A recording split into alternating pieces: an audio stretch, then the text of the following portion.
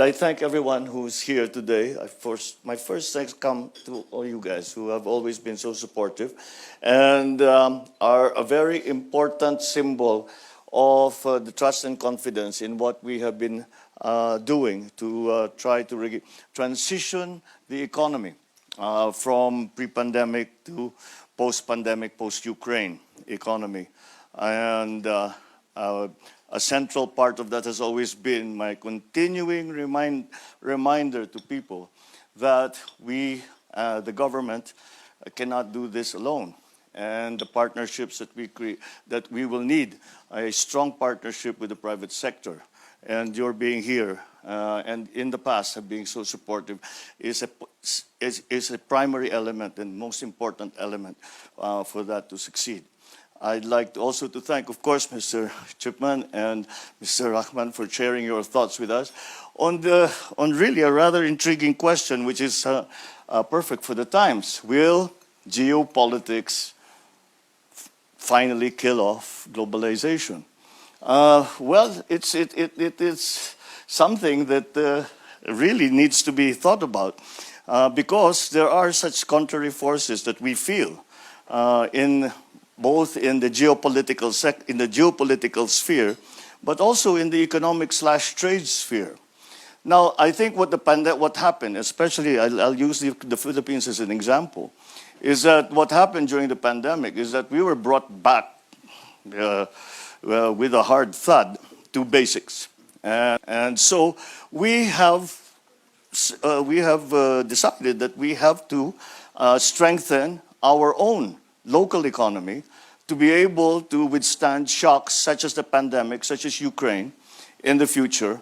And there is an element, there is a tendency of protectionism in that, because we take care first of our own businesses. We take care first of our own industries. We take care first of our own economy. But but there is the contrary force to that, is that the very clear understanding and assumption by everyone who thinks about these things, that trade is the key to wealth for any country. No country grew wealthy without a very strong trade relationship, not only with one or two other countries, but with the rest of the world. In terms of geopolitics, your remarks, Mr. Chipman, in that we all desire, especially, let us say, around the South China Sea, we all desire a more multipolar. However, the forces of us going back to that Cold War type of scenario where you have to choose one side or the other are strong. And when I speak to the other ASEAN, APEC members and the other leaders, and I ask them, and they ask me, do you feel it, that you must choose? And I say, yes, don't you? And unanimously, they say yes. So the multilateralism that ASEAN, what we call the ASEAN centrality, that has become a very important concept. I think we are determined as a group in ASEAN and in the Indo-Pacific, those around the Indo-Pacific, despite all of this conflict, we are determined to stay away from that.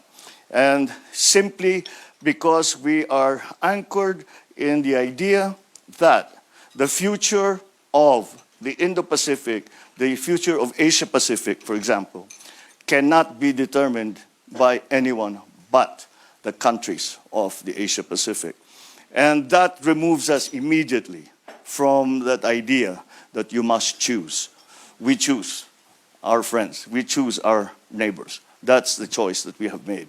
And so, although because of these crises, the pandemic, the Ukraine situation, because of these crises, there have been tendencies, as I said, towards nationalism, towards closing borders, towards protectionism. But I think that technology has taken us too far. We cannot go back. And in both the global arena and in terms of politics, the geopolitics of it, and in terms of the economy, the global economy, it is now conceptually impossible to even think that we could have a non-global economy, that we will return to what we were 200 years ago, 100 years ago. That simply is not going to happen. And so although we have, I think, we've hit a very big bump on the road, several big bumps on the road, I think the tendency after a while, after things have settled, after countries such as the Philippines have put in place the elements of policy, the elements of legislation that are necessary to be able to adjust to what is the new coming economy. Once that is in place, I think that globalization will start, we will start to return to that tendency of globalization. I really would love to discuss this further with you because it's a terribly interesting subject and it's critical to the future of our planning. So thank you very much again for those for sharing those thoughts with us. So thank you all very much for coming to this lunch. As I said, it's been a very productive one, and I look forward now to the formal opening of the forum so that we can go further into these subjects that are very, very important to all of us. Thank you very much. Good afternoon.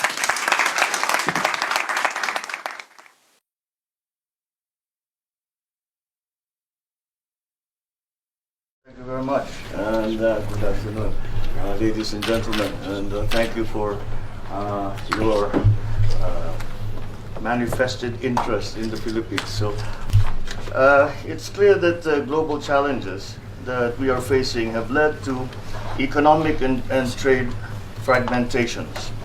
In a bid to address these complex issues, we now pause and reflect. Are our institutions still effective? What actions do we need to undertake to recalibrate those institutions? What mechanisms are necessary to fill the gaps, and how do we forge essential new partnerships? The COVID-19 pandemic and the current state of the global economy are a testament to the need for a higher call for cooperation. No one is completely safe and secure until everyone is safe and secure. No one can be left behind if we are to succeed. This is the kind of society that we envision for the Philippines, the same one we are striving for in our development plan, the socio-economic agenda that we have put together, and our other national strategies. I thank the multilateral, bilateral, and private partners, as well as those in the academia and civil society. Thank you to the forum's organizers for this opportunity to highlight our work. And the World Economic Forum has provided us with an excellent program. So allow me to anchor my message on the 5 highly relevant themes that the WEF has identified in our gathering for this year. On addressing the current high inflation, low growth, high debt economy in the context of new systems for investment, trade, and infrastructure. Well, according to IMF, projection for the global economic growth in 2023 is a rather low 2.7%, slower than the 3.2% in 22, which is already a significant decrease from 6% in 2021. In the Philippines, the picture is slightly different, and we project our economy to grow by around 7% in 2023. Our actual projection is 6.5, but there are signs that we might be able to surpass that. Our strong macroeconomic fundamentals, fiscal discipline, structural reforms, and liberalization of key sectors instituted over the years have enabled us to withstand the negative shocks caused by the pandemic and succeeding economic downturns and map a route towards a strong recovery. There's a vast range of investment opportunities available, such as in renewable energy, agro-processing, transportation, infrastructure development, amongst others, and several public-private partnerships in the pipeline. The process of establishing our first ever sovereign wealth fund is underway. Such a fund is one tool among many in our efforts to diversify our financial portfolio, which includes our existing institutions pursuing investment that will generate stable returns, but also welfare effects spanning employment creation, improvement of public service, and a decrease in costs of economic activities. We have seen inflation accelerating globally in recent months. We have deployed a number of non-monetary issues to address high inflation, focused on a temporary relaxation of imports concerning various meats and grains. The government has intensified its measures to help improve local food production and help the agricultural sector to strengthen and quickly recover from the deterioration of the agricultural value chain. The government will pursue modernization and innovation programs, the development of new farming and fishing technologies, adoption of climate and disaster resilient technologies for the enhancement of the agricultural value chain system. We also need to ensure that sufficient welfare measures are in place to cushion the impact of elevated inflationary pressures, especially towards the most affected and vulnerable sectors in our society.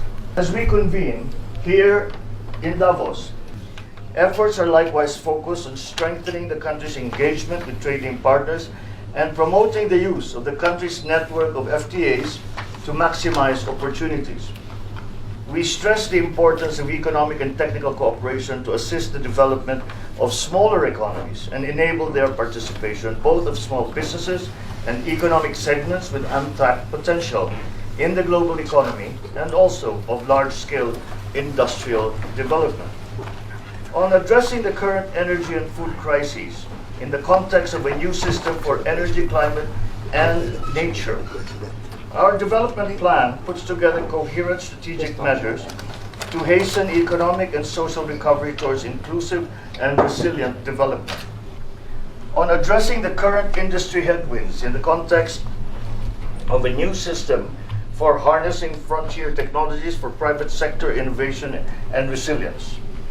Amendments to the Foreign Investments Act provide flexibility and transparency and liberalize the practice of professions, making it easier for foreign investors that require foreign talent to do business in the country.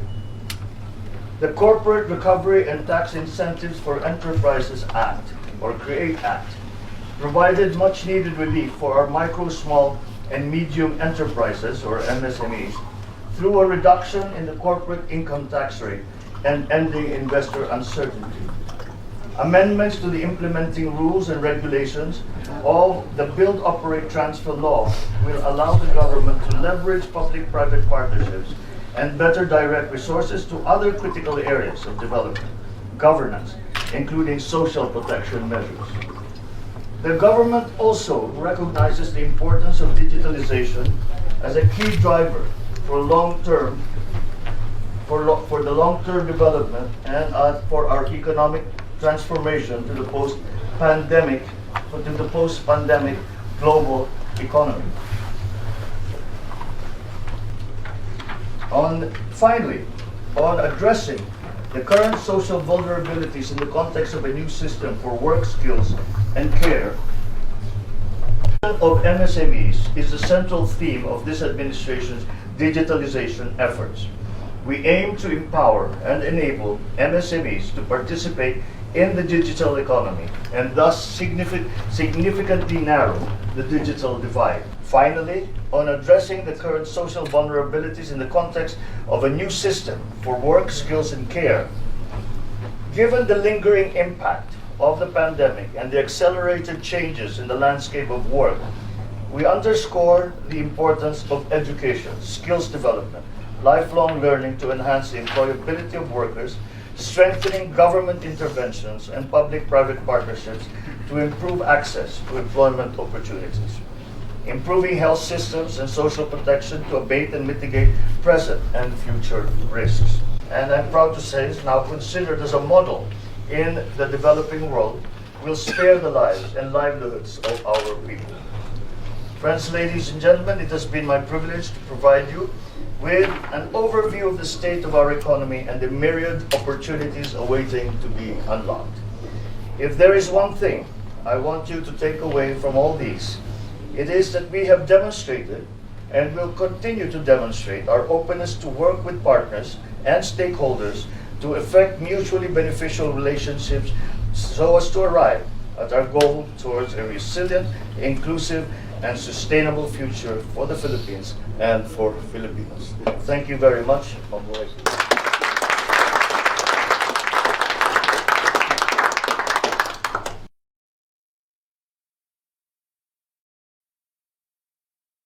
Great to see you too. We had a very good touching base. Yes, that's right. In hope to. Monetary policies.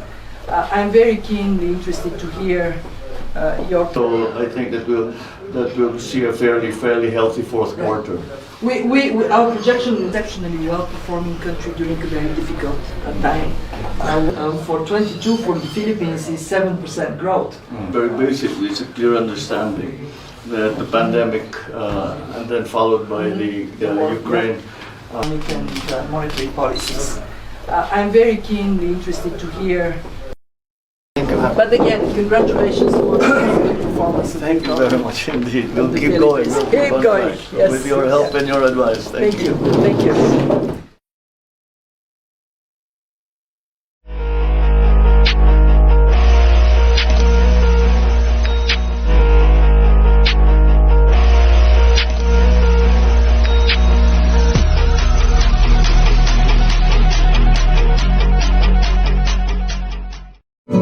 Enjoyed this video?